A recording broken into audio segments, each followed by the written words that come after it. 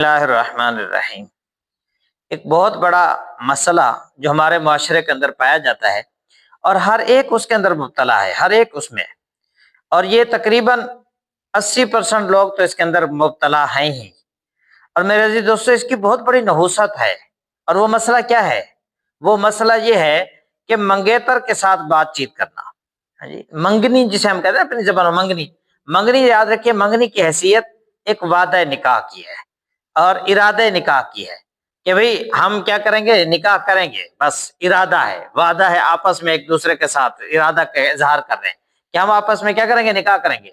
تو اس منگنی کے بعد دونوں لڑکے اور لڑکی کا آپس میں بات چیت کرنا یہ بالکل ناجائز اور حرام ہے، اور اس کے اندر معاشرے کا 80% بلکہ 90% لوگ اس میں مبتلا ہیں۔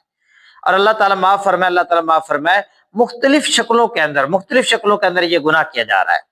کہیں جو ہے منگیتر یا کہیں وہ لڑکی کہیں لڑکا آپس میں ایک دوسرے کو ڈیٹنگ کے جو ہے نا طریقہ کار بتا رہے ہیں، اور کہیں جو ہے لڑکے لڑکی وہ آپس میں بیٹھے جو ہے نا گزشتہ احوال بیان کیے جا رہے ہیں، کہیں شاپنگ کر رہے ہیں، اور کہیں لڑکے اور لڑکی جو ہے آپس کے اندر بیٹھے ایک دوسرے کو دین کی باتیں سمجھا رہے ہیں، دین کی باتیں سکھا رہے ہیں۔ یاد رکھیے، چاہے دینی باتیں بھی کیوں نہ ہوں، یہ جائز نہیں ہے، آپس میں ناجائز اور حرام ہے، حرام۔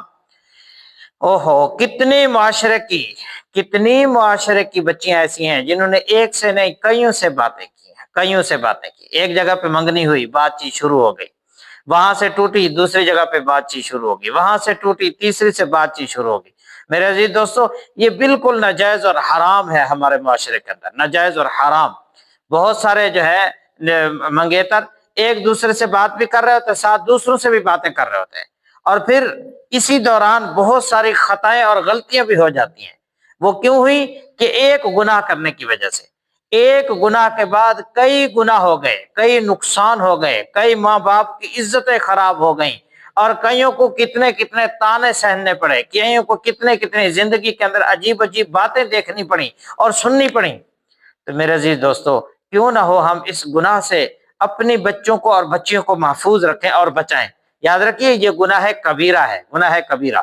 چاہے کوئی قرآن سکھا رہا ہے اس شکل کے اندر، چاہے کوئی حدیث سکھا رہا ہے اس شکل کے اندر، چاہے کوئی اس کے اندر جو ہے اچھی اچھی ڈشیں بنانے کا طریقہ سکھا رہا ہے اس شکل کے اندر، چاہے کوئی دینی باتیں بیان کر رہا ہے اس شکل کے اندر، بالکل ناجائز اور حرام ہے۔ اللہ تعالی ہم سب کو بچنے اور محفوظ رہنے کی توفیق عطا فرمائے۔